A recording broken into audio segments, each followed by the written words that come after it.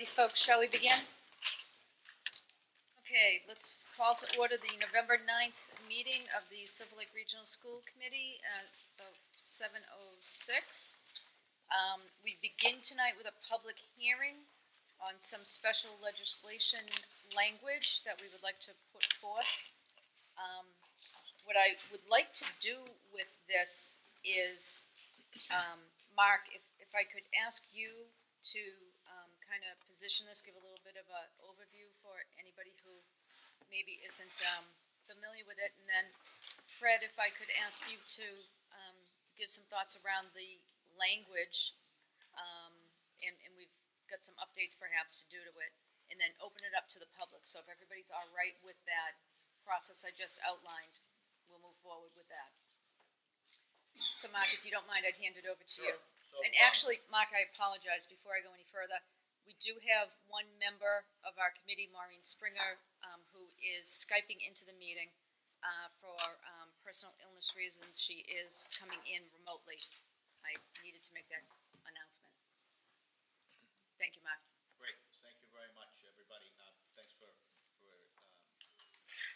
listening to this initiative. We've been looking for several opportunities for revenue over several years. This particular one is the initiative to put solar canopies over our parking lots and perhaps some of our ball field areas that are not in a beautiful sunny situation. This initiative is to generate revenue to offset our educational expenses here at Silver Lake and through a lease agreement. We currently have a power purchase agreement where we purchase solar produced power from a company in Dartmouth, which saves us annually in the vicinity of $1,000 a year in electricity. So we're not allowed to at this point, or we don't have the capability of plugging this solar system into our building, but we can lease the space, and somebody would then go out and pay us annually, handsomely, for that sunny parking lots that we have to produce revenue, and that revenue would feed directly into our school. So that's the background. We've been trying to put this together for some time, and we've got a couple of issues we need to address. The state legislature has to approve the lease extension to a 30-year, which makes it a marketable expense for people that would come in and lease the property to build something. And second of all, there is some discussion, because it's not a direct educational use, that we need permission from the state legislature to go forward. We feel that this will probably be, other schools have done this, but we think this will be an initiative that the state takes on and allows regularly to be done to offset educational expenses. So we may be at the beginning of that wave. Perfect. Thank you. Fred, do you want to talk about the language at all? Well, one thing I would note that when the agendas were posted in the various towns, there was attached to it the act. Subsequent to that, there was further conversation with House Counsel, and she asked whether or not this should be exempt from the procurement requirements of Chapter 30B. We thought that was a good idea. So the legislative language was changed to provide for that exclusion from Chapter 30B, which is the procurement law. We have a copy of the revised legislation. If anyone is interested in taking a look at that before we continue the discussion tonight, I want to give the public an opportunity to do that. A further explanation of 30B is the state procurement law. Ordinarily, we have to publish in the Central Register or other forms of advertisement as far as people interested in a particular project. There's only a limited number of vendors who afford this type of work, and we will be examining some vendors. We have one in particular who's shown an interest. And then the selection will be based on the best product or canopy field that's presented to us in the best revenue source. So House Counsel thought that was a good approach, and so so the legislation has been modified accordingly. One of the curiosities of the legislation, the state statute dealing with regional school districts, is they didn't specifically address this type of issue. They did if you wanted to lease a portion of a school building, but not land. And because it wasn't specifically identified in the state statute, it requires special legislation. So that's how we got to this particular point. And if anyone is interested in examining the statute, it's on the table for it. Does anyone want to report to do that right now? If not, I'll turn it back to you. Okay. I'm gonna open it up to the public at this point, if anybody is here and has any questions about this project, about this, language that we're putting forth specifically. Yeah, I thought so. Okay. Does the committee have any other comments or questions on the language as it is now? Okay. So, having no further discussion, I believe what we want to do is take a vote on the language and send it to Tom Coulter and let him move forward with it. Do I have a motion? I'll make the motion if I don't have to read this. Second. Okay. Simple. All right, seconded by Jim. All right, all votes tonight, while Maureen's participating, have to be roll called. Maureen? Yes. Jason? Yes. Mark? Yes. Eric? Yes. Mark? Yes. Ed? Yes. Jim? Yes. Yes. Okay, thank you. Thank you, Mark. Thank you, Mark. Thanks, Yeah, it's been a Fred. lot of work Up to to the even state get to this point. Okay. Alrighty, we. Okay, do you wanna do those then? If the committee doesn't mind, we have several student presentations that we'd like to have the students present, and then they can go home and get their homework done. Yes, please. So first, I'd just like to recognize one of our student athletes. If I could, Summer come up and sit next to me. I'm gonna just put these up here just for a second. I don't know if everybody can see them. I'm gonna explain them in a second, and then I'm gonna yes. So first of all, Summer is our student athlete. So we just had our championship race for the Patriot League, and Summer at 10:24 came in first in the entire championship race in the Patriot League. So one of her first place finishes, and then the second thing is last year's seventh grader at the championship race, she came in first in the entire Patriot League. Wow. In the first place finish. So I'd just like to add one more thing to Summer's accolade before I'm done. But in the entire 2 years that she's been here, she has never been beat. She has been the first place finisher in every single race she's been in. That's a lot of pressure. So I just want to say that. I want to say congratulations, Summer, because her hard work and determination certainly seen athletes. So congratulations. And I want to introduce Mr. Schuler, who is a cross-country coach. Mr. Schuler. Yeah, I'd just like to point out that at the conference championship, she beat 345 other girls. And her best attribute is that every single day at practice, she always has a smile on her face. Even when I tell everyone else to go run 2 miles and she's stuck on the track with me running 4, she always goes above and beyond. And that's probably what sets her apart and why she's as good as she is. But yeah, she always has a smile, and she's a great teammate, and I think she not only runs for herself, but definitely for her teammates as well. I think she would have finished 13th in the boys race, so she's not just a good girl, she's a good all-around runner, and I was really lucky to have her here for my first year. Congratulations.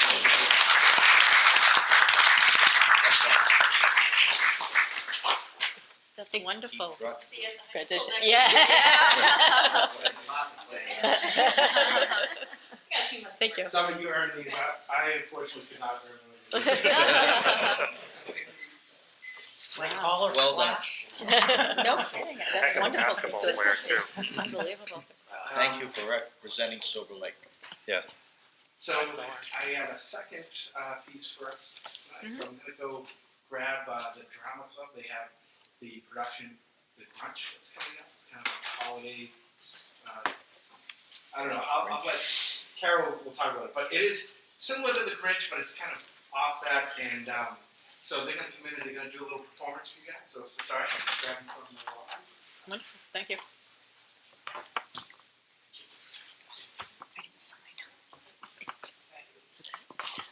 I didn't sign. Speech. Poor kid on. Yeah, there's no pressure for high school. Yeah, right. Can't pass the loss. Not bad.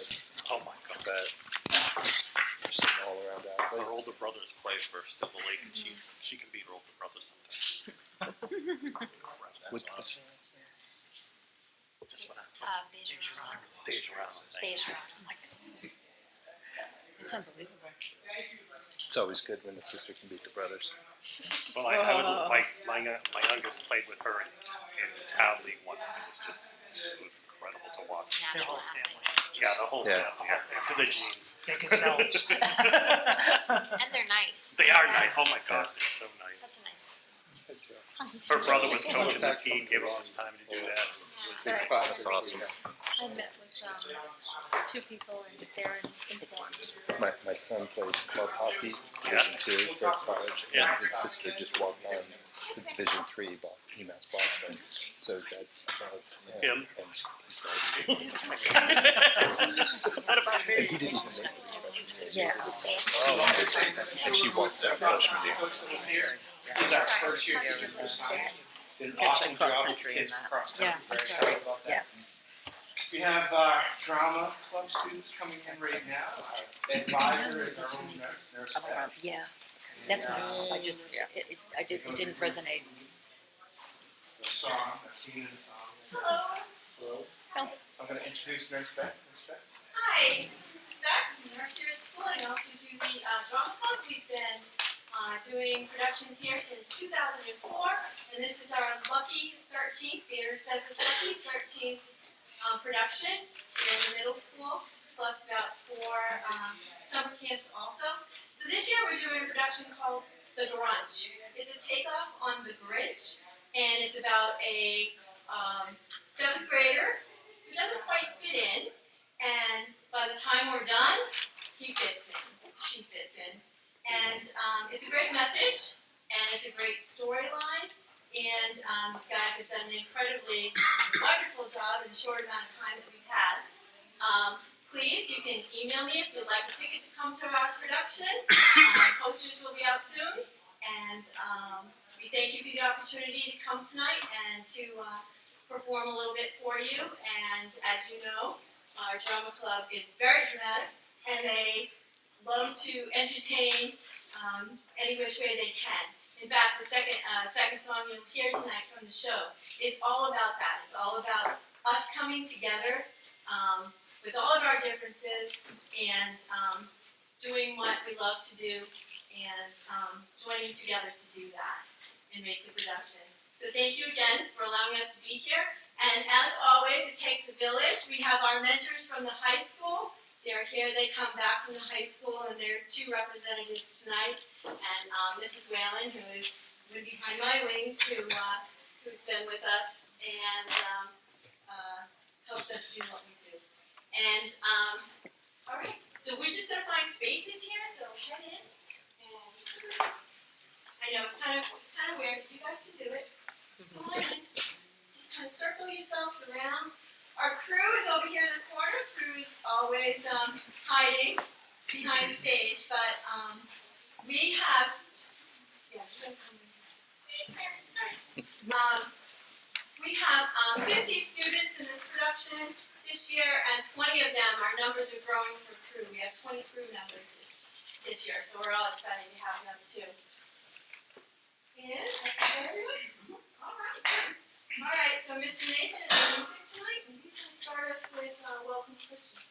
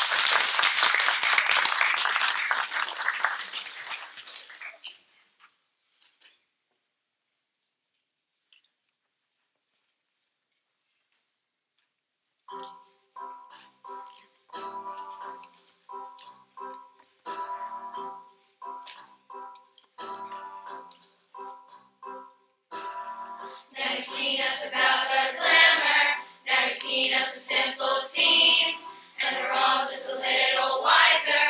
Now we know what it really means. We don't need glitter, fancy sets, or lots of money to tell a story like it's real.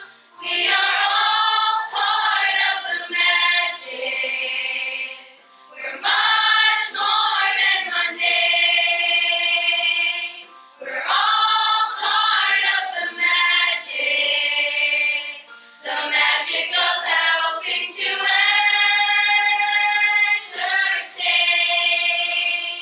When I was an angry grudge, I never really knew.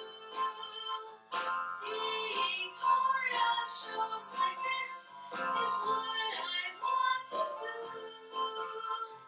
Every kid helps every kid, no matter how bizarre. And even longing groups like me discover who they are. Every time we tell a story, every time we explore a theme, all together we aim for glory. Better yet, we become a team. Although there's many different ways to tell a story, we hope this one has made you feel that you're all part of the magic. You're much more than mundane. You're all part of the magic of helping to entertain. The magic of helping to entertain.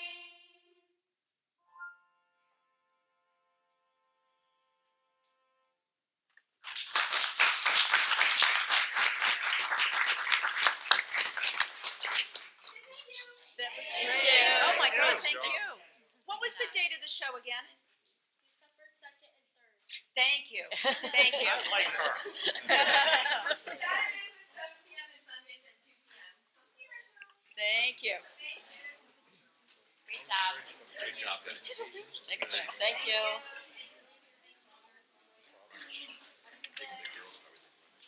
Yeah.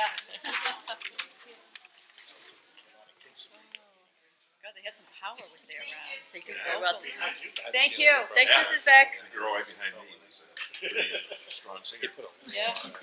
And with a good voice, too. It seems that. Yeah, I know, they all do. Thank Okay, Jen. Alrighty, so, let's move on to approval of minutes. Any other participation? So anybody else? Did you, public participation still, are we done? Yes, Okay. yeah, I think so. Motion to accept the minutes from our Thursday, October 12th meeting. Second. Okay, now I struggle with this because I need a roll call and I'm missing somebody. Maureen? Okay. We just had a motion, it was seconded to approve the minutes of, regular session only, right? Yeah. Regular session. No?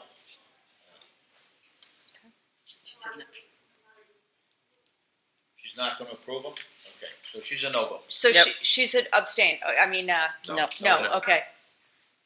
Jason, Yes. Mark, Yes? Yes. Eric, Mark, Abstain. okay, Ed? Yes. Jim? Yes. Yes for me. Okay, Nothing. Any discussion? Motion to accept and hold the executive session minutes from Thursday, October 12th meeting. Second. second, any discussion? Seeing none, Maureen, Yes. Jason, Yes. Mark, Yes? Eric, Yes. Mark, Abstain. Ed, Yes. Jim, Yes. myself, yes. Thank you. Okay, reports of special committees. Silver Lake Educational? Kim Morcott was unable to make it tonight. She's doing a fundraiser for the cheerleaders. Okay, all right, I didn't See anybody? Administrative review, no report, we had a meeting the That's right. month before. CTE, Yes, we had a meeting, after advisory dinner, very nice dinner put on by the Culinary Arts Program. I thank Paula and Jason for joining me. Sorry I couldn't make it. It's okay. Mr. Fine meal, we all got to try new things that we normally would not eat. That was That's the right. comment around the table. It was a fabulous meal. it was really. So we after the meeting, we went and had our advisory, we went and had our regular meeting. We discussed the fact that once again, as was already approved by the committee, the carpentry program is working on a house just on Lake Street, which is a great opportunity for members of the school committee and members from school to stop by and see them in their natural habitat, as you would say. We talked about some of the wishes and desires for technology and materials throughout the programs. We talked about the fact that the Culinary Arts Program was able to get new flooring and ceiling in the back of the restaurant, which was done all at once, which is a great save and expense overall. And then we were talking about, once again, the desire to have some kind of health program, be it a nursing program or something like that, and the discussion of trying to put that into this year's budget, and the fact that it may come at an expense for other items in the budget. It might be a give for this and have to take from somewhere else. Excellent. No, it was a wonderful update, thank you. You hit everything wonderfully. Chairman's report, the only thing I have is, I did sign the audit engagement letter with, our current auditors. I will tell you that I also disclosed, it's the same audit firm that my husband uses for his business. We've used them for years. My husband's business has used them for years. I did disclose it though, because it was the right thing to do. Legislative agent report. We're just back from the MASC conference where I was your elected delegate to the assembly vote. I'm not going to rehash all of the votes to let you know we did pass all the resolutions on the table, which were all pro-student and all pro-local control. I just wanted to mention, I also received a mailing from the Rising Tide Charter School at my house. Very nice piece of advertising, talking about how they accept all students, including special ed students and ELL students. I'd just like to say back to Rising Tide and all the charter schools in Massachusetts, one of the resolutions we passed was pushing back the accountability date of when we say we own students. We're proposing to the state legislature a date of April 15th. Now, obviously, the state legislature can play with that number and put it somewhere else, but we're really advocating for our October 1 enrollment date not to be what everyone's held accountable to.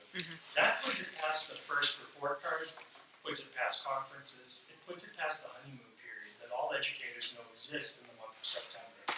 So those charter schools are going to have to put their money where their mouth is to try and keep those students if they want their money to come from the state funds. Excellent. Thank you.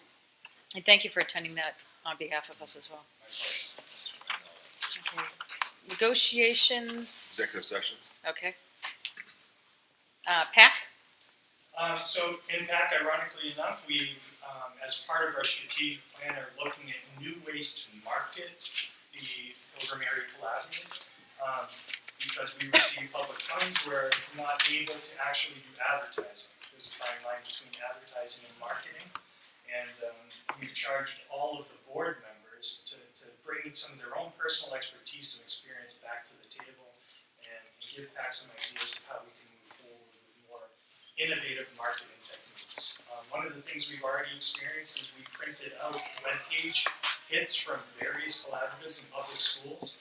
And we have to say that PAC's web pages, when printed out into a written form that you can take with you, actually look beautiful. So they translate well. So we already have a one-up in that area of our marketing techniques. We also discussed that a behavioral health symposium is going to be held by the collaborative organization on the South Shore, December 13th and 12th, I believe, in Easton. I can give you more information if anybody's interested in that. It's their second year. They have some extraordinary speakers. That's my report. Very good, thank you. Policy, we have a meeting coming up next Monday At 6. at 6. Revolving funds, we did talk about scheduling a meeting. We should do that. Sure. Okay. Safer. Thank you. We had a meeting right before this meeting, and obviously we discussed solar canopies briefly, and I want to thank everybody for your motion to move forward that initiative to the state legislature. Additionally, we spoke about getting an architect engaged in a proposal to relocate or renovate our current admin spaces here for the Silver Lake region. And we also spoke about the capital plan, made some adjustments to what we propose is coming. Got some updates for this year, and look forward to next year. Some of the capital items that we need to do to get ready for our budget process coming up right around the corner. Thank you. Thank you. School start times. No additional information. Okay. Treasurer's report. So thank you everybody for getting the warrants around and signed, I appreciate it. We had 14 regular warrants circulating the table tonight for a grand total of $1,069,465.43. We had 3 payroll warrants circulating the table for $2,355,648.85. The grand total of warrants circulating the table tonight was $3,425,114.28. Excellent, thank you. Union 31, no report. Okay, moving on. Christine, this was business. Yes. I know, amazingly. Don't fight it. Good evening, everybody. I just want to give you a few highlights of our current financial. We're working our way through the year, just past the quarter mark. The biggest issue impacting our financial statements are telephone accounts. I know I've discussed that before, but if you look on the detail of the financial on page 1, you'll see under the superintendent's office is a deficit there, as well as on the top of page 4, which is our whole utility services category. We have based this on last year's expenditures without any impact in circuit breaker, because that funding has stopped. As I've mentioned before, we have migrated to a new phone system, but we have not yet realized the savings. So we are working on that. So what we're seeing here is the worst case scenario. So we're hopeful that once that savings starts to be realized, we will make adjustments for our encumbrances through the end of the year. So I'll keep you up to date on as that happens. The next area I wanted to bring to your attention is also on page 4 of the detail is the utility section. In addition to our telephone accounts, we're having some issues with one of our gas and electric accounts. When I budgeted for this year, one of the things I took into account was the change in our rates for our supply of gas and electricity. Unfortunately, some of those other pieces that come on our electric and gas bill have fluctuated, and I hadn't built that into it. So, what we're seeing here is the worst case scenario. If this year ends up like last year, this is exactly where we're going to be. But we'll be monitoring this closely to make adjustments if we need to, and then also monitoring it for the 2019 budget, and we'll make any adjustments that we need to make. The last area I wanted to bring to your attention is also on page 4 of the detail under the insurance section. We're seeing some fluctuations, and we have some surpluses, we have some deficits.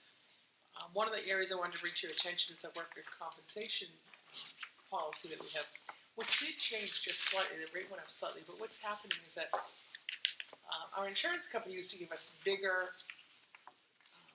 premium discounts for paying early, and some of those incentives have eroded.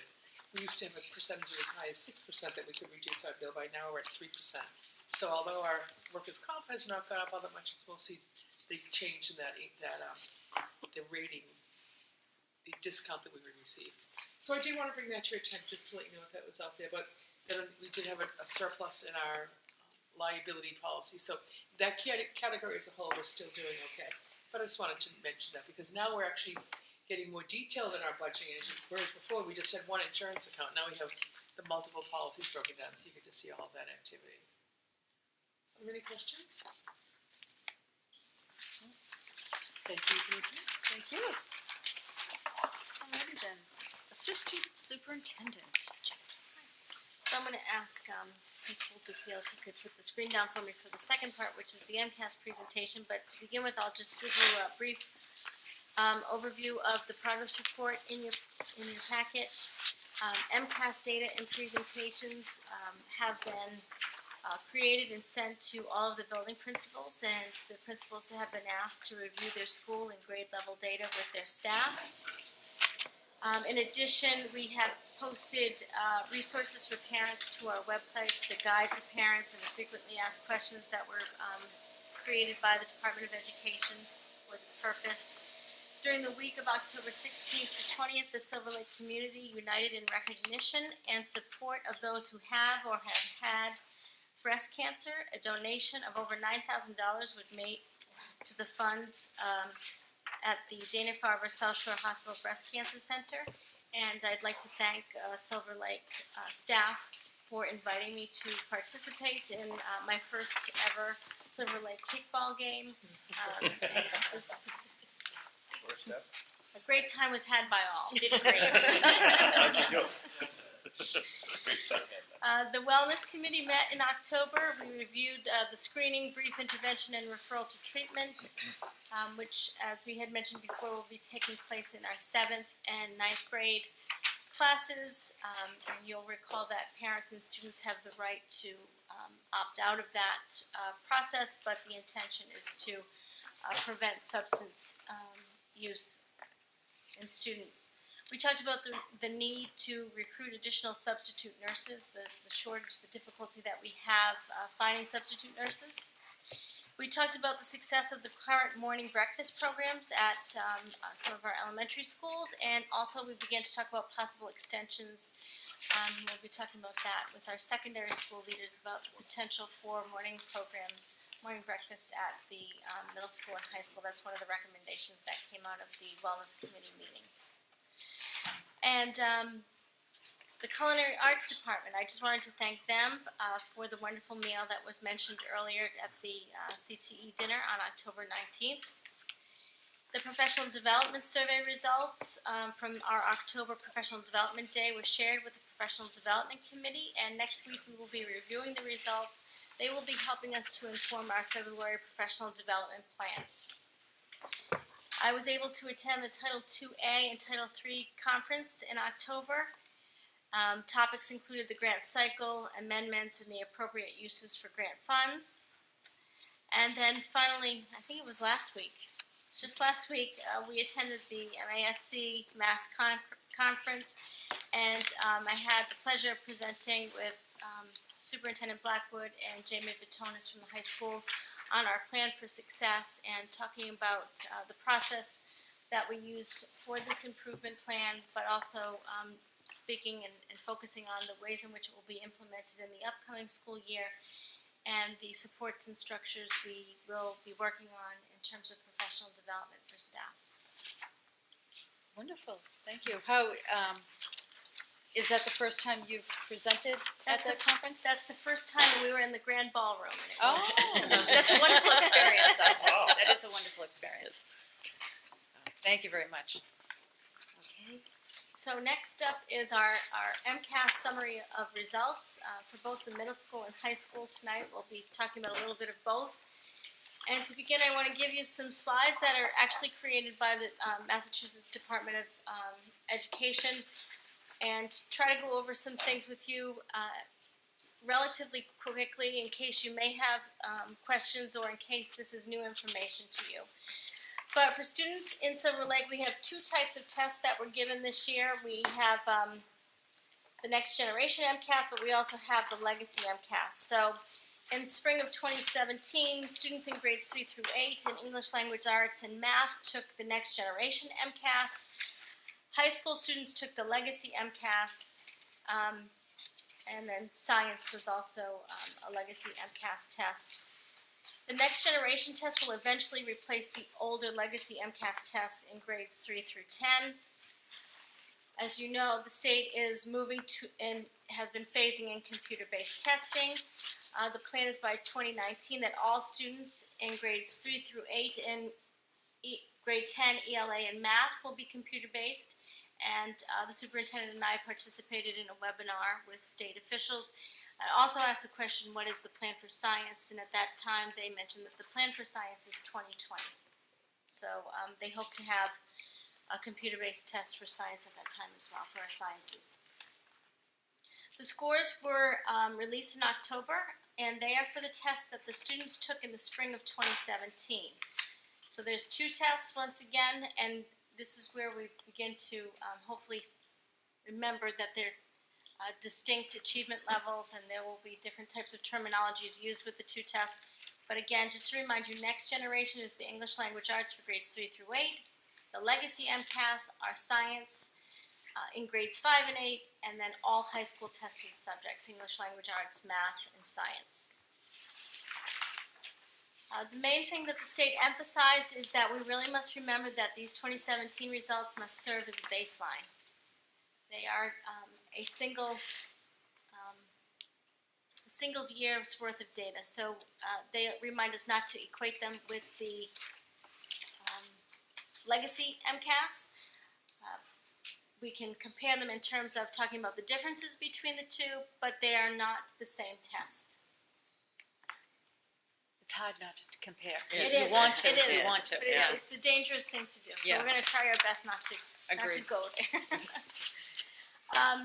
So the state has provided achievement level information, a parent report sample, and they have released aggregate results for schools, districts, and the state.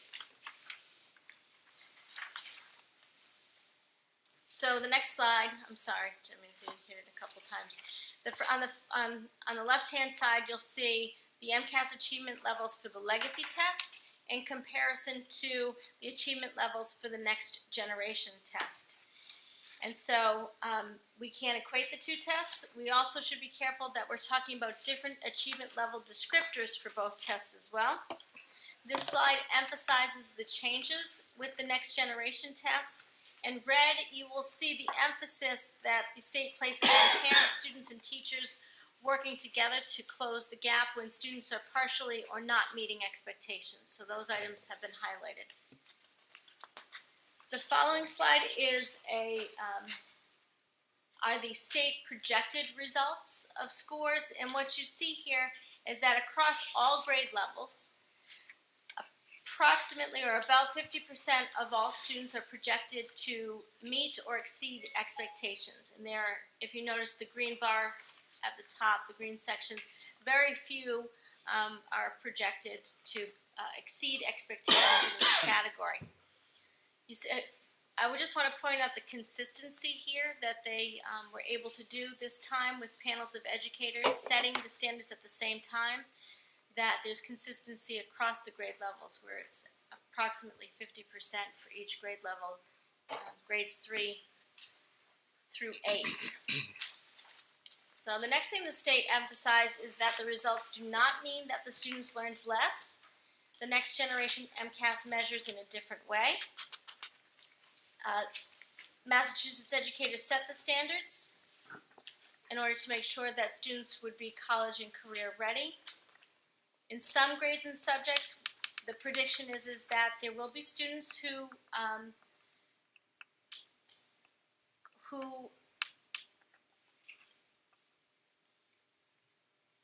that the percentage of students actually meeting expectations, or formally known as proficient, would be lower. I guess would be the best way that I could describe it by interweaving the 2 types of terminology for the 2 different types of tests. Next slide. The standard setting process allowed for the consistent application of the standards. They were set at the same time, and this is what led to the standardized results, unlike the legacy MCAS, where, if you recall, at different points you would see great fluctuations or dips at certain grade levels or on certain tests. The next slide is a sample report that a parent would receive. It contains the reporting category on the far left, the points earned by the student at the bottom or towards the bottom, in terms of the individual test questions, and on the far right-hand side, and very small font. This is a website that directs parents where they can go to see descriptions of each of the questions, and the web address is available so that they can go online to see those question descriptions. Descriptions, but not necessarily the question. Not necessarily the questions. They have released some of the questions, but like the Legacy MCAS, not all questions are released. So in terms of the potential changes in student scoring, the Department of Education did offer explanations for parents and to help schools, to help parents understand why a student might be performing differently. And again, they emphasized two main things. One is that the new standards for meeting expectations are more rigorous. And two, that this is a baseline year and it should not be compared to previous year's scores. And those are the two big points that they kept emphasizing, recognizing that we would have students who did not perform as well. Can I ask a question? They're trying to position this change with the parents. How about the students? Have we shared, not all parents communicate well or actively with kids. Have we tried to get the students to understand the change in the test and how they may be scoring differently? Because if I thought I was proficient and then all of a sudden I'm perhaps not, how does that make me feel? So that's a difficult question for me to answer from a historical perspective, because I'm making certain assumptions, having not been here last year for the preparation prior to the test. But I do know, especially in the computer-based testing situation, a lot of preparations were made with the students, and in terms of the types of questions that they would expect to see. So in doing that, in schools across the state, students were prepared for a test that would be more application-based, more critical thinking-based, and those kinds of preparations were occurring in classrooms as that change, as that shift began to happen, and as more and more schools began taking the computer-based. Some schools participated in the park field test, for example. So I think probably our principals could probably speak more closely to what actually happened here in Silver Lake. But again, I can't imagine that it was a surprise, that the formats, the content, or any of those things, because I know that that's something that is part of the entire alignment and part of the process. So while you don't want your teachers to teach to a test, there are certain things that had to take place in order for children to take these tests, because it was a new way of testing, and number two, to make sure that our courses and our curriculum were aligned to the test so that our students would perform well. Yes. Okay, so I agree with what Jill's saying. So it was a kind of a multi-layered change. So we did move to the online assessment, the PARC assessment, and the PARC assessment has the same or similar reporting out categories as MCAS, the next generation. And prior to doing that, we've realigned our curriculum to the new assessment information. So we had changed our ELA, we made curricular adjustments, talked to the students, talked to the teachers, made curricular adjustments in the classroom with ELA, with our mathematics, and our social studies, because we wanted our social studies writing classrooms to also align with what they were doing. So all those things were happening, and as that was happening, we also had to practice the online assessment as we moved into PARC. So we had practices with our teachers first, and we kind of reviewed and went over what that looks like, and then we also practiced with our entire student body. So we did 2 practices, and this is back when we did PARC, and this is when it didn't count for our assessment data, but we moved over. So we did those things in that first year, and then we really used that opportunity to not only educate our teachers, our students, our parents, as we were moving on to this online PARC assessment, which later then became Next Generation MCAS. So when we did move to the online assessment, the Next Generation MCAS, We still did the same reviews to make sure, and looked at any adjustments, which there were very little adjustments between the park assessment that we had to prep for and the MCAS Next Generation. So for instance, the research simulation task, which is one of the writing tasks that was on park, they had 2 stories that they had to pick from and put evidence in, and then they had a video portion that they had to pick evidence from and put it into their writing. When we moved to the Next Generation, they only had the 2 readings. They didn't also have the video portion. But the video portion is reportedly coming back to this year's Next Generation MCAS. So I think a lot of the preparation that we all talked about, a couple of years ago that we worked with Superintendent Blackwood on, really helped us when we moved into the Next Generation, so that we were ready and prepared, and our students performed well. We had very little, which was a blessing, but our kids adapted, really did a great job, and our scores this year were very good. So, but I didn't mean to interrupt. No, that was great, because I can't lend those insights. The history. And I think that's what you were looking for. Yeah. Yes. Making sure that this. And if I can add to that, with the high school, we haven't done the online component yet, but when we're ready to, those are students who have already gone through it here at the middle school, so they'll So it's actually be nothing more new. experienced than our staff Yeah. will be.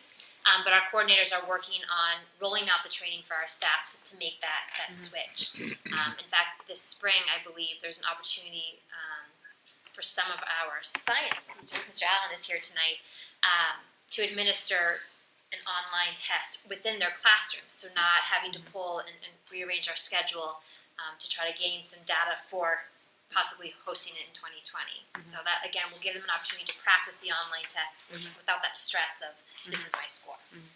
And I'll add to one thing is that one of the things that Superintendent Blackwood and our science coordinator signed us up for last year was the online science portion that we got to test in June.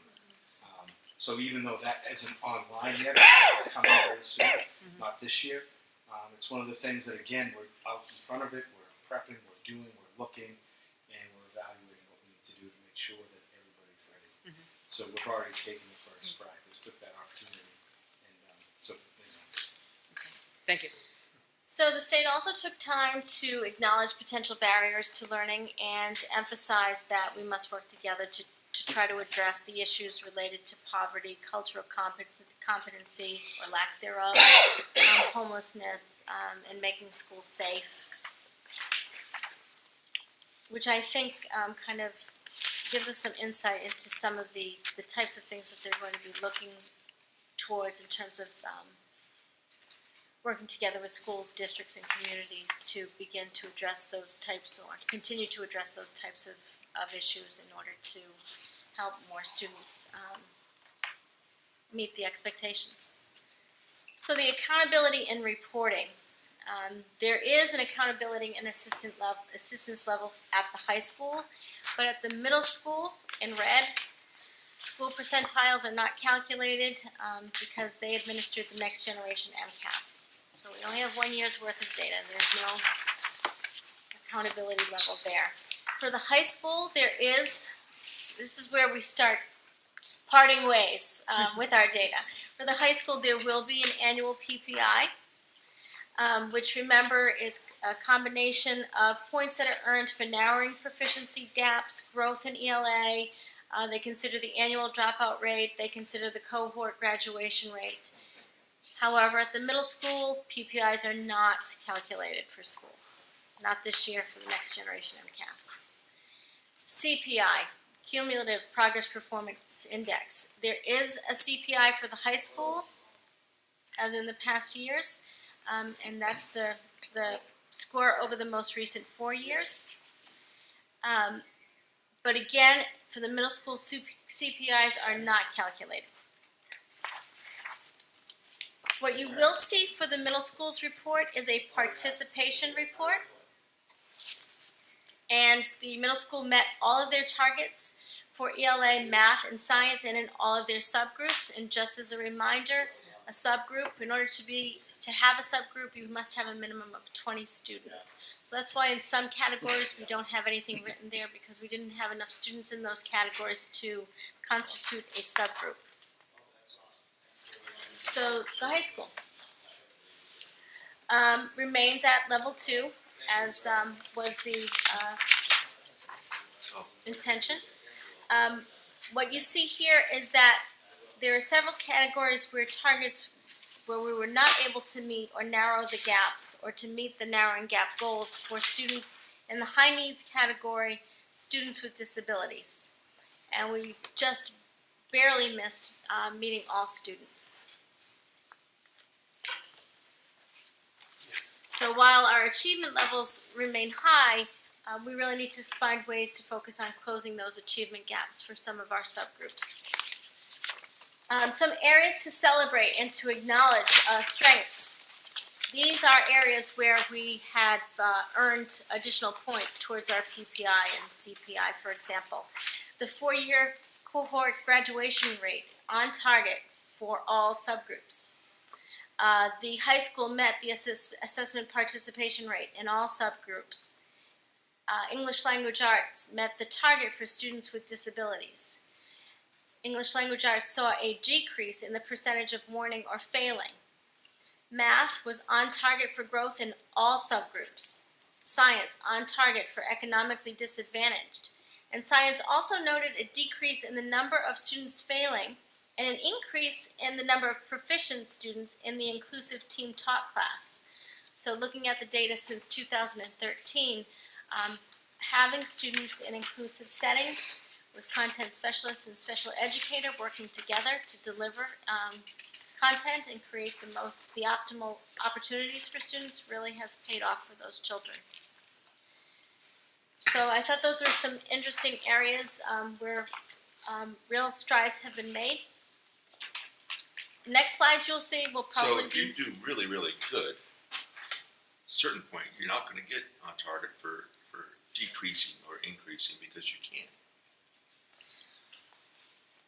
Well, what we want to see is all these reds and pinks all turn blue, and then I think if we don't close it, and at that point we have nothing to worry about anyways. Yep. So, in theory, we'll always have a gap to close as long as there are these areas of partially or not meeting, for example, or in the old legacy MCAS needs improvement or warning. So until we get there, we always have that room and potential, in theory. But yes, it becomes more difficult for sometimes to meet those needs, and that's the challenge we face. That's our obligation to all children, is to find a way to help them meet those expectations. But there's no way that you'll 100%. Just realistically, no way. Well, my job is to try to find a way. I know, but let's be real. For me, I'd like to believe it is, and because I think it's critical. Because if it were my child, I would want someone to be working on finding a way. I think the way you said it though was perfect. Trying to move those reds and pinks over to blues and purples. But we know that the state of Texas went through this way Yes. back, where they wanted constant improvement every single year, and finally they had to abandon that model, reset it. We've even reset the model here in Massachusetts a few times because we see that when you get close to the ceiling, sometimes you bump off it, you go down a little bit, sometimes you bump up. And as long as we're making constant improvement and we're trying to address our need areas, and we can make a lot of blue and purple show up on that map, we'll be happy. Right. And you'll have a job. And it's also not the only measure of our schools, Right. in all honesty. So again, we keep it in the context, but we do everything we can to try to help all children to succeed. And this is just one measure. So we have to go back to next generation language, and I have to remind myself that I have to go back to next generation language because we're going to first look at the middle school results, and again, there's not much we can say about the data. It speaks for itself because it is just 1 year's worth of data, so we don't have any trends that we can cite, and we're bound to see some changes over the next few years as they begin to examine cut scores, and you may notice some fluctuations, as we did with Legacy MCAS almost 20 years ago, I think it was now. So, in ELA grade 7, we are outperforming the state with 69% of our students meeting or exceeding expectations. and those are the light blue and blue columns. The district is on the left, the state is on the right. Here is math grade 7, and again, outperforming the state with 64% of our students meeting or exceeding expectations. ELA grade 8, outperforming the state, very strong, with 70% meeting or exceeding expectations. Math grade 8, 68% meeting or exceeding expectations, outperforming the state. Science grade 8, 59% meeting or exceeding expectations. We switch over to the high school, where we're going to go back to the achievement level terminology from the legacy MCAS. And here you see the progress that has been made. You see those nice strong blue bars over to the left that we like to see. We have 96% advanced and proficient, outperforming the state. Math grade 10, we have 89%, outperforming the state. Advanced proficient. So now we're going to talk science. To give you some context for this slide, this is the grade 10 cohort data. So these students are now in grade 11. And the reason why I'm pointing this out, because we are a district who takes the science MCAS in grade 9. So what you're looking at is when our juniors were in 9th grade, they took the physics test in 2016. And that's the cohort data that you see represented here primarily. There's some retests that have been put into these scores, but you're looking at the current 11th graders. These are their scores. So sometimes I need to point that out because the assumption is that everyone took the test in 10th grade. But we're looking at actually, for science, we're looking at some of these tests were taken in 2016. So we have 80% of our students outperforming the state at advanced proficient. And then in ELA, now we're going to compare by year, and you see the consistency, and you see certainly some growth, especially in the advanced column, consistently outperforming the state and increasing the number of advanced. Here you see math by year, and again, consistently outperforming the state since 2014. Physics grade 9. So now this is, I'm going to point out to you, these students are now in 10th grade, and they took this test in the spring of 2017. So now we're just looking at 9th grade physics alone. And you can see over the past 4 years, they have been outperforming the state in the number of advanced proficient as well. So another thing we can look at, an important thing that we should look at, is growth percentiles. And an on-target student growth percentile is in the range of 51 to 59%, 51 to 59, and in order to get points in terms of PPI and CPI. So growth highlighted here in red is a measure of the student's progress that compares to changes in a student's MCAS scores to changes in MCAS scores of other students with similar achievement profiles. These students are being compared with students who scored similarly on the previous test. So the next slide is a chart which highlights, one, the number of students meeting or exceeding expectations in each of the middle school tests, ELA 7, ELA 8, Math 7, Math 8, and then Science. You can see the average student score. It lists the number of students who took each of the assessments. But most importantly, what I want to point out here is the very strong student growth percentiles across the board in ELA and Math. We are not given growth scores in Science, and that's why it's not listed there. And then I also wanted to highlight the very strong achievement percentiles at the bottom as well. In terms of high school growth, again, set up similarly to the middle school, except this should be advanced proficient. This should not be meeting or exceeding expectations at the top. It should say advanced proficient. And again, you see strong scores across, and you see on-target growth for student growth percentiles, but particularly strong for math in grade 10. And again, we don't have growth scores for the physics. So our next steps with this data is for the schools to look at the data by grade level and department level, to use the data to inform their practices, to provide interventions for students who may be struggling in particular areas, but also to consider alignment, whether or not there are alignment issues in the curriculum, areas that need retooling, reconsideration, further emphasis, depending upon trends in that data. And we'll also be looking at professional development efforts such as growth mindset strategies, as well as looking at our district curriculum accommodation plan to look at the process and procedures we use for general education students who may need additional supports. So similar to the way that we have individual education plans for students in special education, we want to make sure that we provide supports for students in general education who sometimes struggle but may not qualify or may not be appropriate for them to be on an education plan in special education.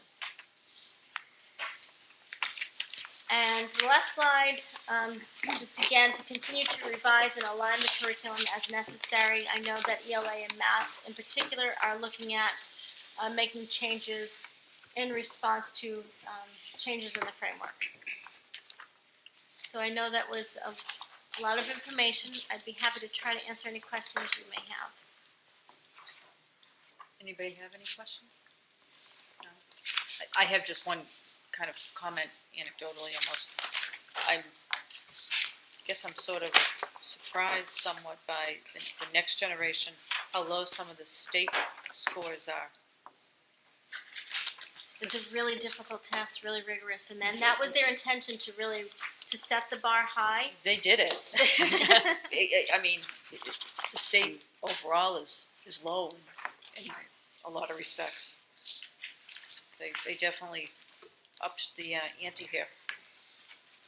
And again, part of the reason was that they were finding that the test itself, MCAS, had been around for many years, and they wanted to find a test that was more predictive of student success in college and career, and to move to something that was more application-based and critical thinking as opposed to the types of questions that the original MCAS provided.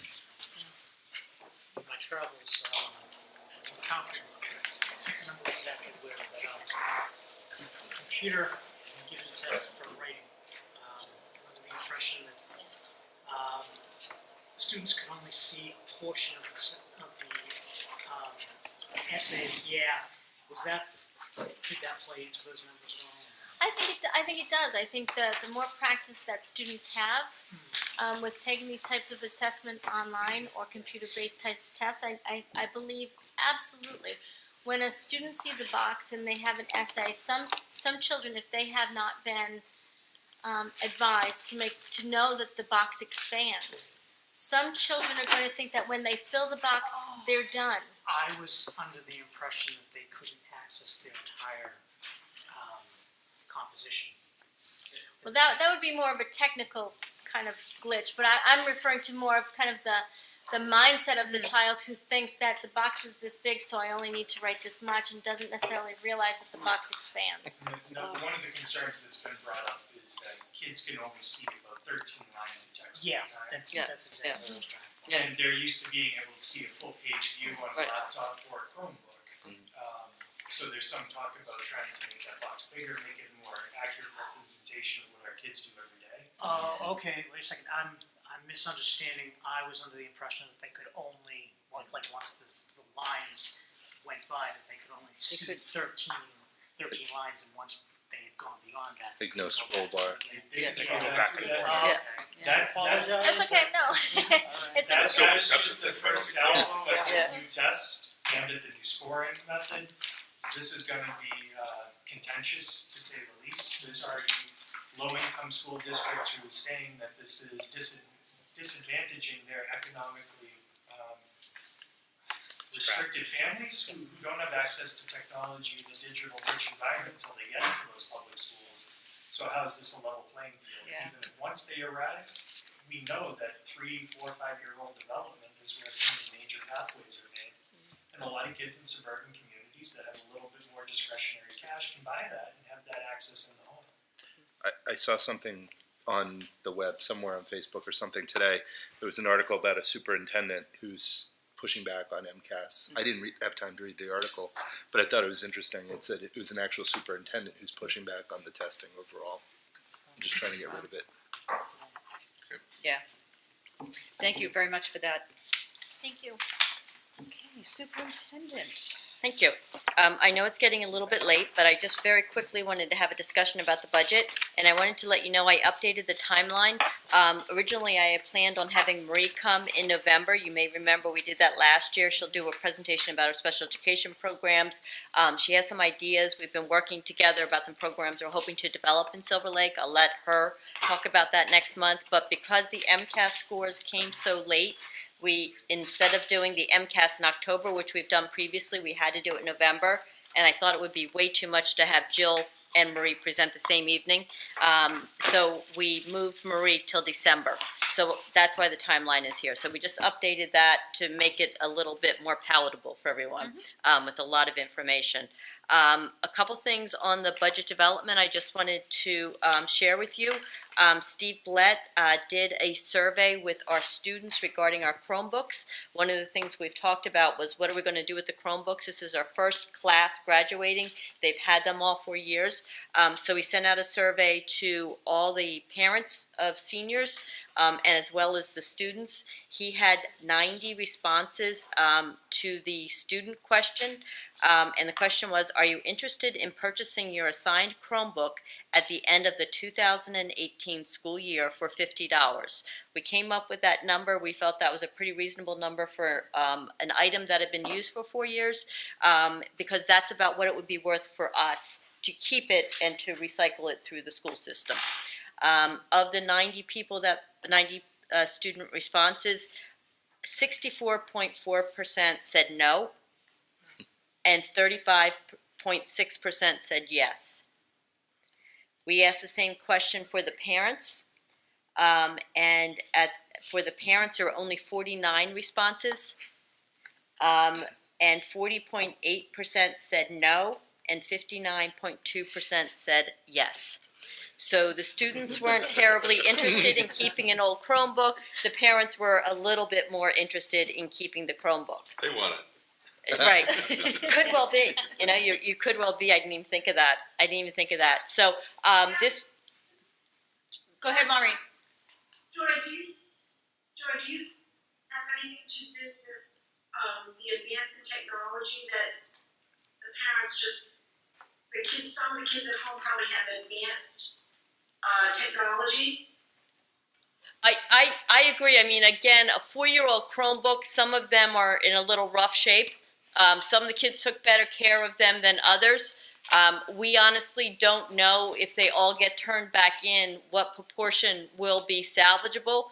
We believe we will have some. But what we were trying to figure out is, do we want everyone to turn them in? We can refurbish. Yeah. And to see which ones we can use, and either use them in the high school potentially for the teachers who don't have a Chromebook, is one thought. The other thought we have is the middle school would certainly benefit from getting the Chromebooks, and maybe some iteration of those. But we first wanted to see if the families wanted them. So this is the first data we have, so we're really just starting to look at it. It wasn't overwhelming in terms of the interest, and this is also not committed. This was just a first, are you thinking about it? What would you like to do? Was it just a yes or no, or was there any? It was yes or no. It was one question. We wanted to get as many people as we could to respond, and we just wanted to see if there was any interest at all in buying. I just wanted to provide some feedback on this whole thing. I think there's going to be a lot of there's a lot of families. Obviously, college is very expensive. Kids need devices for college. They Right. definitely do. Most textbooks now are just PDFs or ebooks. We even bought a single book for my son who's in his third year at Northeastern. But anyway, so like some families, I think this would be very beneficial for. So I would highly recommend that we offer folks to be able to buy their Chromebook. Even if you decide we want to repurpose them for other things, make the offer. And if 50 people want to buy them and need them, to go on to college, Right. I think that's a good use of revenue for the school, Sure. and a good use for the Chromebooks as well. Just a thought. Sure. No, I think, the Tattle Committee, the Technology of the Lake Committee is looking at the data, and I think that's probably what will end up happening. We honestly didn't know if there was going to be any interest at all. So, Families Mark. The Chromebook itself is tied through and comes through our firewalls and everything else. So yes. when this Chromebook leaves our system, is it going to be released and allowed to be used anywhere on the internet with access to everything, or is it going to be, again, coming through our server? It would need to come in, be cleaned up before we would release it. Be Yeah. re-imaged. Yeah. Okay, so it would be available for a college student. He isn't going to still have to come through. No, our no, firewall. it would no longer too go will through our be server. blocked. Yeah. You Yeah. wouldn't want it to come. No, through we the would not. firewall. Yeah, exactly. We do not want it to come through us. I just want to say, it's not just a tool for our college students. Right. No, There are absolutely. students that will use it for other things. Right. And giving them the advantage of having any technology is better than not having anything. Absolutely. financially Even as a challenged good reader, families, if we're gonna put be books on. selling them Yep. to students, is there any chance that we could at least consider? I'm sure we can work something out. As I said, we came up with the number 50 because that's about what we thought it would be worth. But we're just really in the beginning stages.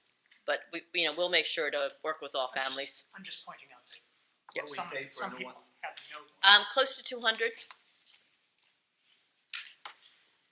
So that's the data I have about the Chromebooks, and I just wondered if anyone else had any additional information or thoughts on the budget that you'd like us to think about. We discussed it a little bit last month. You were kind enough to share some of your thoughts. I didn't know if you came up with any other ideas that you'd wanted us to keep in mind. Jim and Michaela, myself, Jill, Marie, met a little earlier today and began some of the discussions about budgets. So we're still in the very infancy planning stages, and the hope is that we're going to have it all ready by Thanksgiving as a present for Christine. She'll be very thankful for that. So we're working diligently towards that. I'd just like to reiterate what Mark Aubrey said about that health. The allied health. Yeah. Okay. I do have one more thing. Go ahead, Mari. I'm not sure if you can hear me. We can. Yep. Go ahead. I don't know who was there tonight, and I'm good if we could you could let me know who's there, and if there are any finance committee members there. There's no finance committee members or selectmen present tonight. And are there any committee members, except for myself, not present? Laura Tilton. Laura Tilton. Laura. Yes, I saw that, okay, thank you. Any other budget? The only I thing did- I would Eric. say is, and I think we said this the last time, but let's not try to cut any AP Right. classes. I think that's so important, and especially when we're looking at, a marketing blitz from the charter schools. The number of AP classes that we offer here really are phenomenal, and I think having all those classes available to everybody in the school is a huge selling point. I agree. I And, agree. and as kids can take 6 or 7 AP classes and really be ahead in college. Absolutely. So it's a big help, I think. Our goal is to bring forward a level service budget that will hopefully be at a reasonable percentage increase, and then we will list some additional programs and thoughts we have separately, so you can see the cost impact on some of them, allied health being one of them.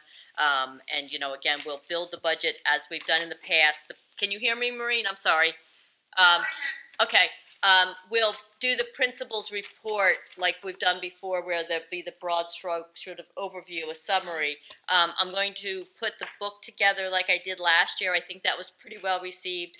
The art students are working diligently to give me some beautiful artwork to play with. I'm really excited.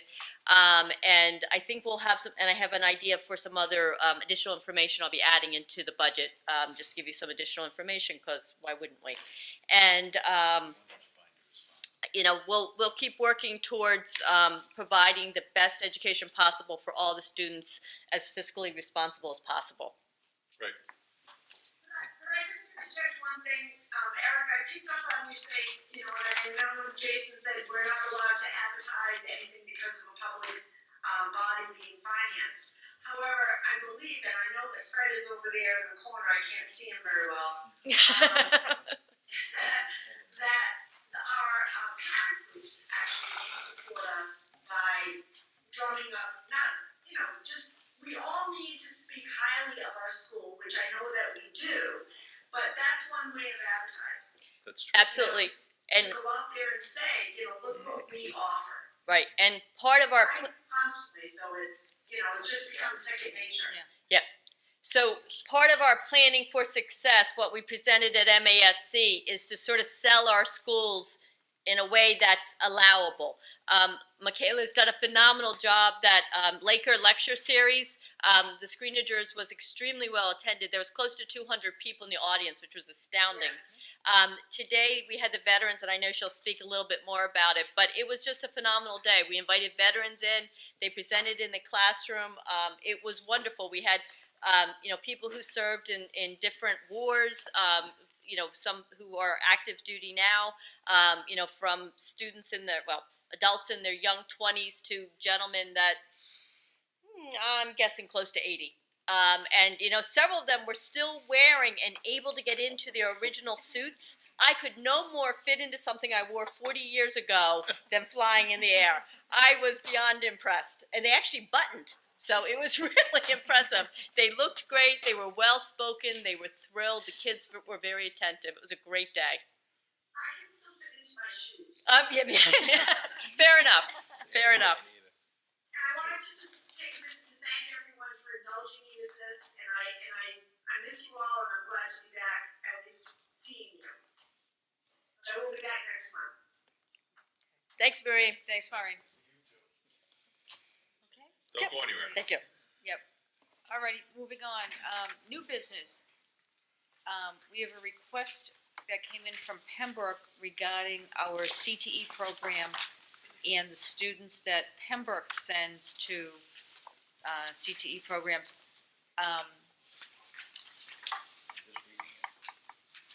And I'm going to turn it over to you in a moment. Mark, do you want to stay for it? Do you want to? I'm gonna stay, but I'm not gonna vote. Perfect, thank you. Mark Aubrey, for conflict of interest reasons, is going to abstain from the discussion. And thank you, Mark. Can I just ask, was this emailed to us? Is this the first No, of you all? just got that the other. This came, if you look at the date, Mark, it's real time. Yes, Yeah, So this came late last evening. So the superintendent of Pembroke contacted our school system to ask if we might be able to become a school of preference for Pembroke students. So we had just a very brief initial conversation, approached Fred about the possibility and the legality of whether or not we could come up with an agreement like that. And so I'll let Fred talk a little bit about the process that would be used. And this is a letter that, again, Erin Obie put together last evening for us. She was hoping to be able to attend, but was unavailable this evening. I believe attached to the packet is a legal opinion that I did on October 30th, 2017. And I have done this in other school districts that aren't dedicated vocational schools. By that I mean that's all the school is a vocational school. I represent a number of schools that have the same arrangement that you have, which you have a general education school, and you have Chapter 74 certified for particular programs, it is legal for Pembroke to have you as their designated Chapter 74 vocational school.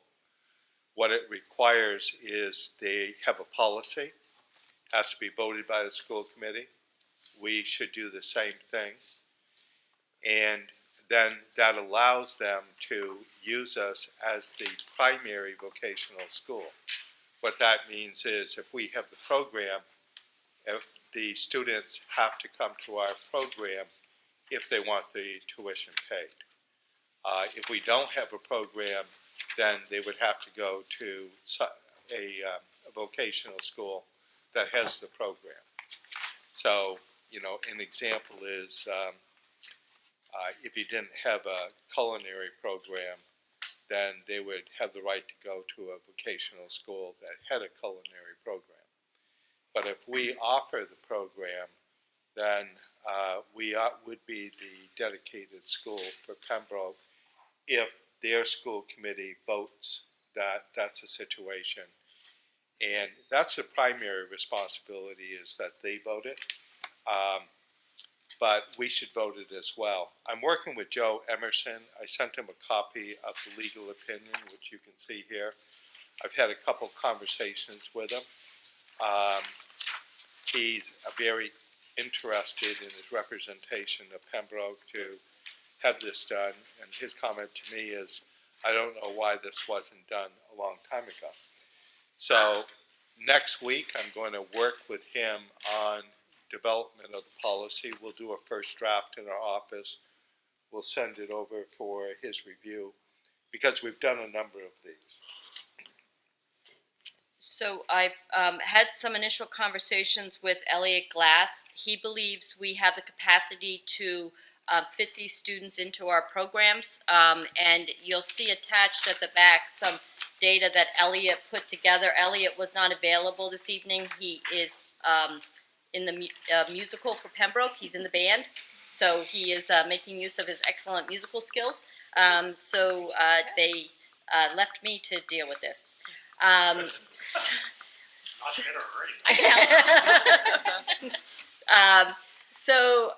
There's some information here about the number of applicants over the last 5 years with our school system from 13 through 18, and then the exploratory acceptances. 2 years ago, the state made a law that a student who is going into an exploratory program, if you offer a CTE program, they have to take exploratory in our school system unless it's an Aggie school.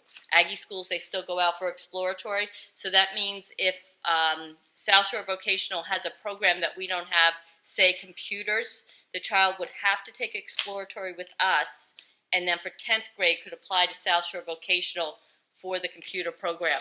I know you're making a face, you are correct, but it saves our district the amount of money that it would take for the tuition and transportation out. I'm just thinking about the educational side. It's interesting. Exploratory, again, is trying different pods. So even if, they didn't get to try the computer, they would try other things. That's part of what is happening, and that is a new law. So what would happen for Pembroke is that if we made this commitment, all their exploratories would at least come to us. For us, it would provide income. We make anywhere between $9,000 to $11,000. The state sets the amount of tuition we get. It's always been between $9,000 and $11,000. Currently, South Shore is I think 17 or 18. 16,719. Correct. It's 16,719. So for that 1 year, it is a cost savings for us, and it will be a huge cost savings for Pembroke too.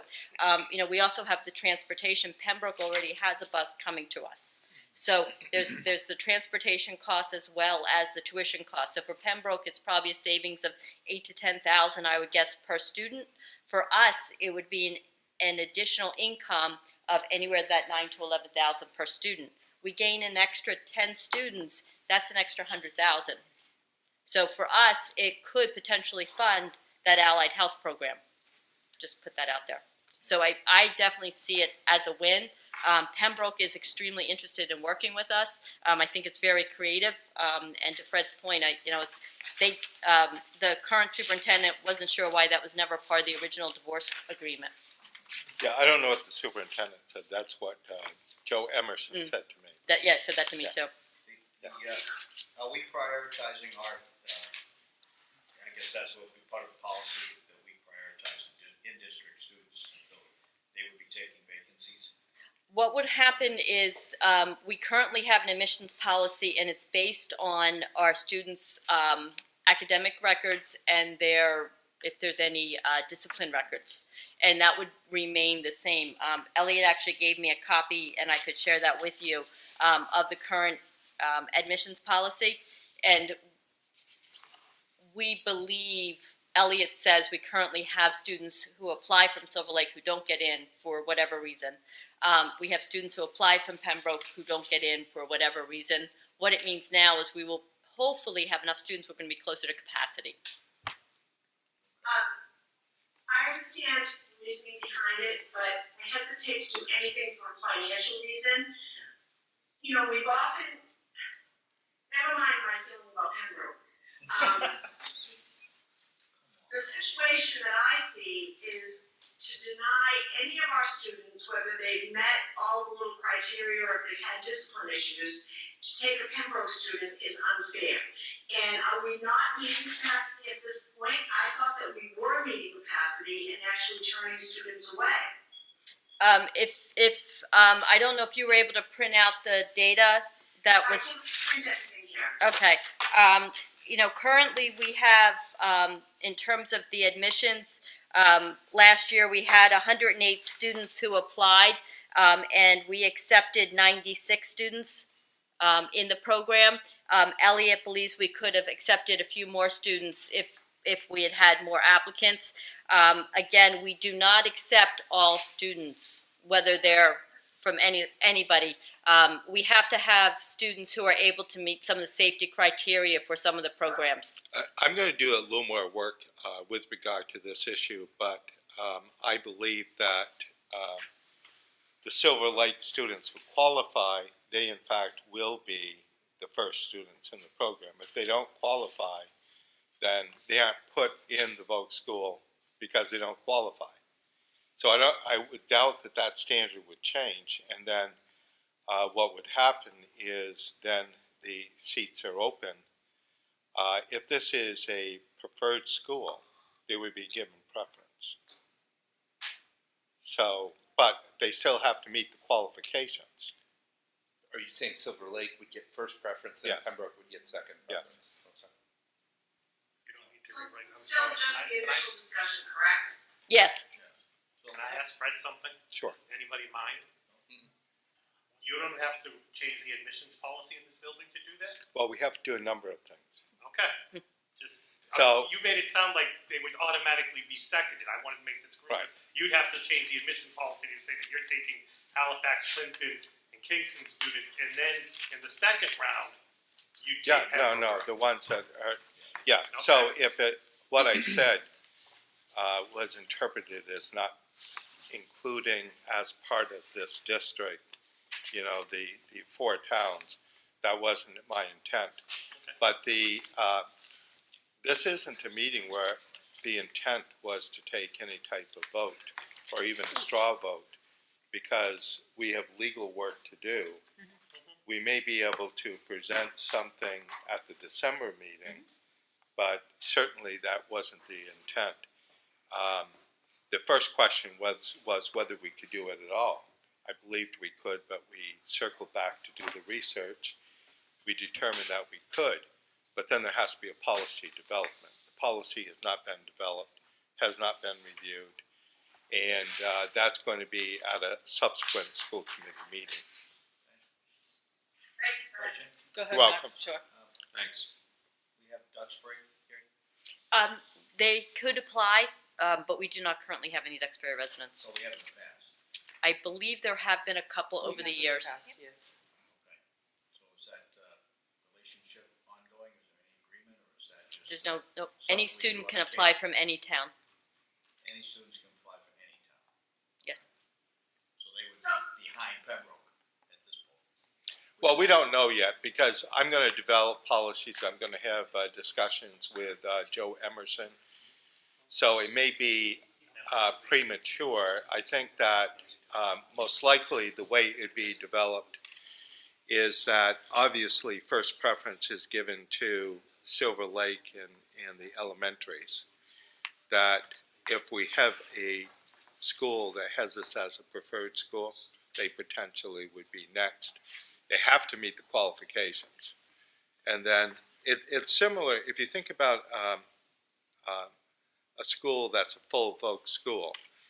So what they usually have is a number of towns that are part of the district of the voc school. And I represent one where there's about, 15 towns that are part of that voc school.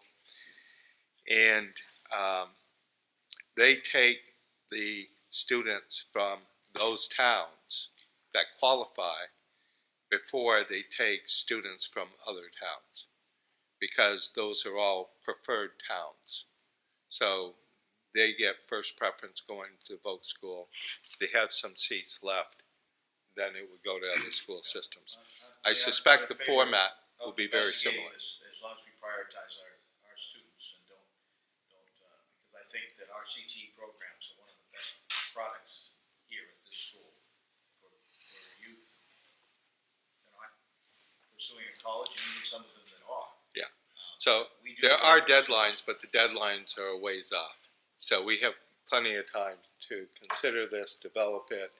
And when I said next school committee meeting, I'll do a presentation on it at the next school committee meeting, but I don't expect to vote at the next school committee meeting. Anything else? Right, and if you're interested in the policy, our current admission policy says district students will be evaluated using the criteria, blah, blah, blah, blah. Students who are not residents of the school district are eligible to apply for fall admission or admission during the school year, provided they expect to be promoted. Non-resident students will be evaluated using the selection criteria contained in this admission policy. That's our current admissions policy. So, as I said, we have lots of steps, to Fred's point, that we would need to take. But this is just an initial, discussion for you to be aware that we've been approached. I think we need to do a little bit more research, and I guess what we're looking for is, would you like us to continue to research this policy? Is that fair? That is a fair statement. Do you want to vote, or you want to, no, just, we don't, just a consensus? Continue the Yeah, issue. I'm not hearing a lot of objection to it, so I don't need a vote. I'll just, I think it's a preliminary stage, and, I'll continue working through it. Excellent, Thank you. thanks. Okay. Nothing under old business, principals reports. I'm going to apologize upfront for asking this. We still have an executive session to go into. So if I could ask the principals to kind of give highlights, key items from your principal reports. And I hate to do that, I never do that, but if you don't mind. Cliff notes, we got it. Mr. Peel, you. you're hosting, so you go first tonight. Okay, so, first, I just want to, just quickly make mention of, the student growth number for the 8th grade for our mathematics. The reason why I say that is I just want to thank everyone, including Superintendent Blackwood, for their support in adding the 8th grade math lab to our instruction and our program of studies. Because that student growth number that's now 60, if you remember, we talked about this last year when we requested the math lab. The student growth number for 8th grade was in the low 40s. In the past 4 years, it's been in the low 40s. And that's a significant jump. We jumped 16 points in our student growth number. And student growth for 60 or above is considered high growth, and that's the entire 8th grade at a 60. So again, I just want to thank you for that support, just like I thank you when we added the tech and we ended up 19 points above the state average. I want to come back and make sure I thank you guys for your continued support and some of the adjustments and things that we're doing to support our children here. So again, thank you for that. I just want to make mention of our students who came and performed. The Grunt, again, it is Saturday, December 2nd at 7 p.m., Sunday, December 3rd at 2 p.m. They really do a phenomenal job. It's so funny because after they perform, my first words to them is, it made me want to make it happen this weekend. I'm ready to come see the play. But I don't want to freak out Carol back and say it's going to be this weekend because she needs another month because there's a lot of things to it. But I just want to say that they really do represent a piece of our building that's very special, and they do such a wonderful job. So again, I want to thank them for coming tonight. The Haunted Halls, I just want to give a thanks. It was really just a wonderful night again, something we've been doing for the past, this was year 7, so 7 years. And I just want to thank, we had 40 teachers that came back and staff members that came back to set up for the kids, and we had 65 former students that are now at the high school that came back and helped out and continue to be a part of that night. So when we say it takes a village, it really does take a village, and I want to thank everyone for being involved. Our annual Turkey Bowl is coming up on November 22nd. This is our second annual Turkey Bowl.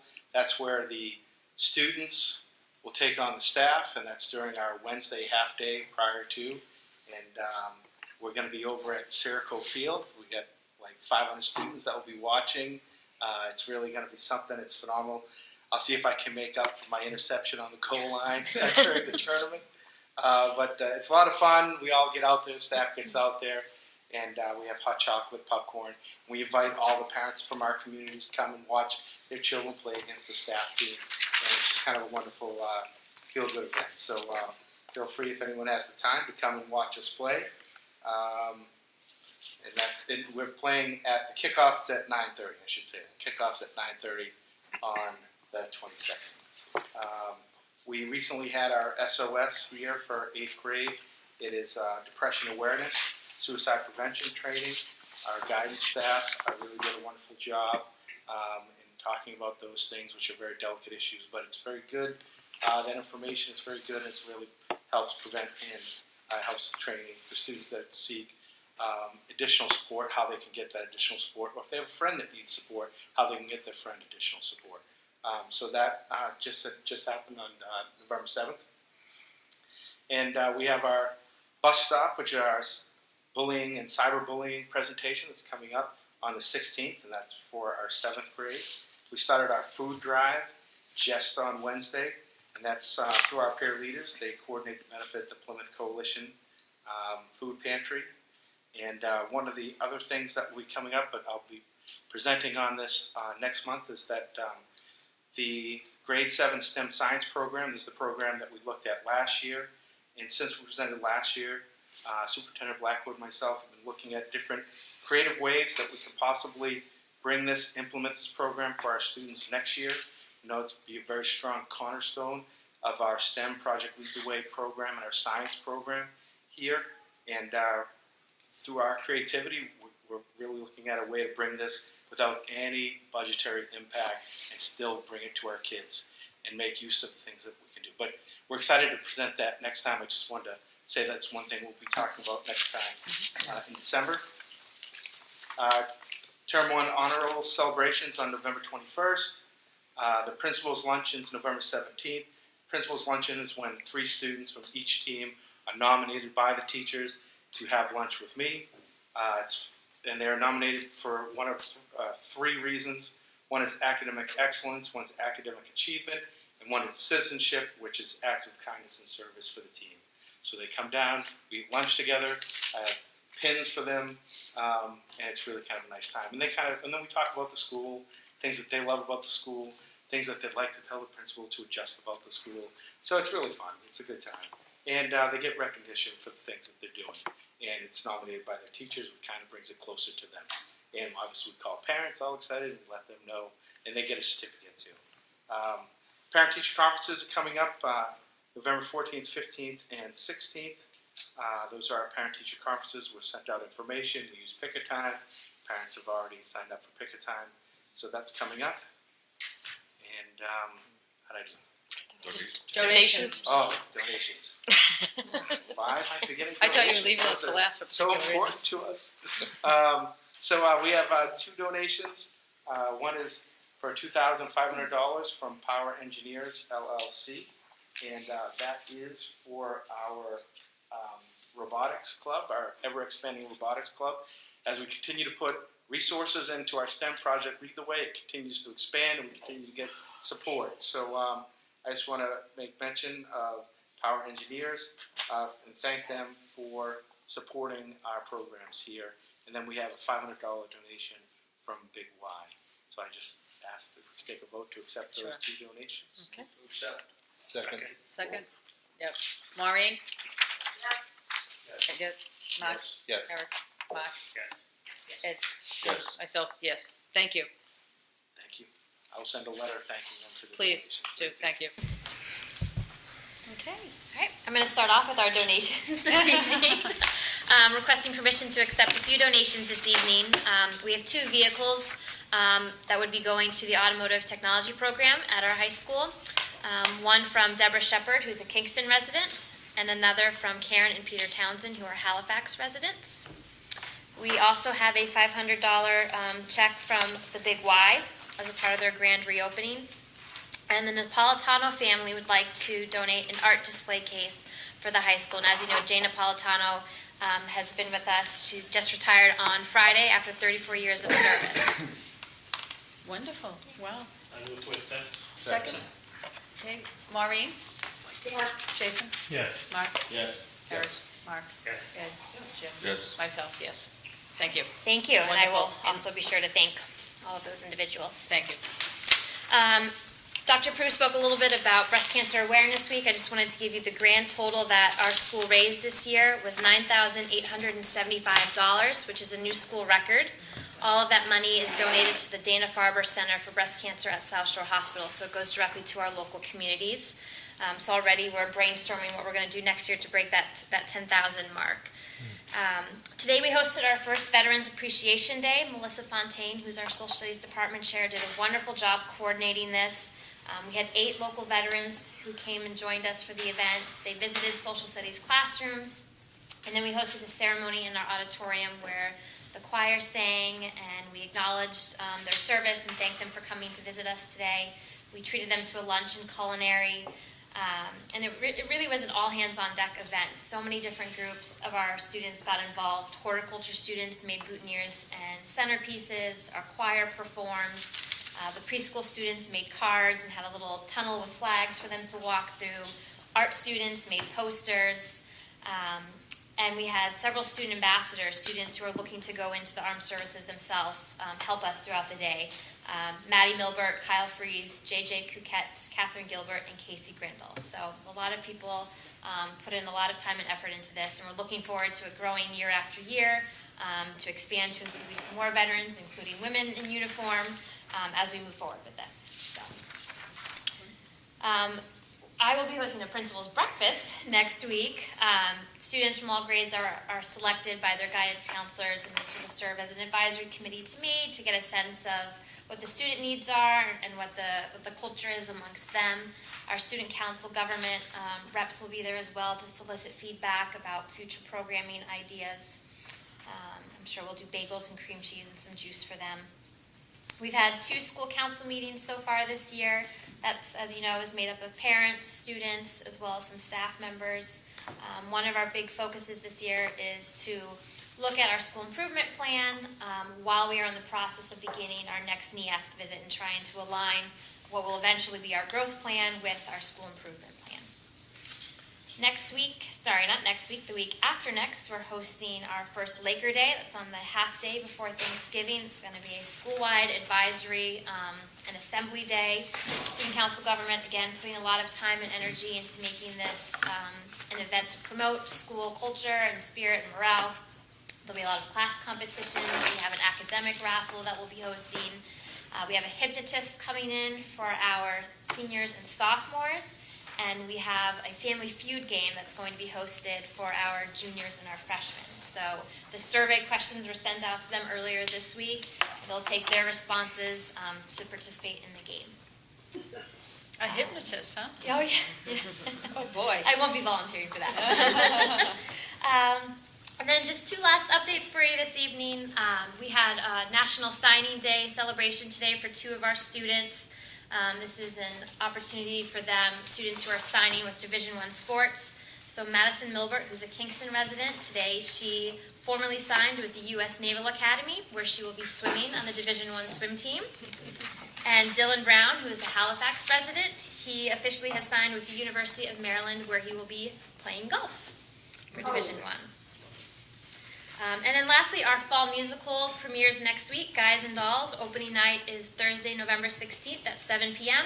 You can also catch the show Saturday, the 18th at 7 p.m. or the matinee Sunday, the 19th at 2 p.m. And that's all. Thank you. Wonderful. Thank you. Okay, future dates, November 10th, Veterans Day, no school tomorrow, guys. November 22nd, early release. 23rd, 24th, Thanksgiving recess, and our next meeting is December 14th. Here again, Jim is hosting us again. Could I have a motion to come out of this session, go into executive, and if you don't mind citing the reason? Make a motion to adjourn from regular session to go into executive session for contract negotiation strategy with regard to Silver Lake Support Employees Collective Bargaining pursuant to Mass General Law 30A S21 A3, and also for strategy session in preparation for negotiation with non-union personnel. Excellent. Can I have a second? To return, only to adjourn. Thank you. Is there a second there? Maureen, second. Maureen, second? All right. Maureen? Yes. Jason? Yes. Mark? Yes. Eric? Yes. Mark? Yes. Ed? Jim? Yes. Myself. All right. Thank you, folks. Thank you. Have a nice Thanksgiving. Anybody who we don't see.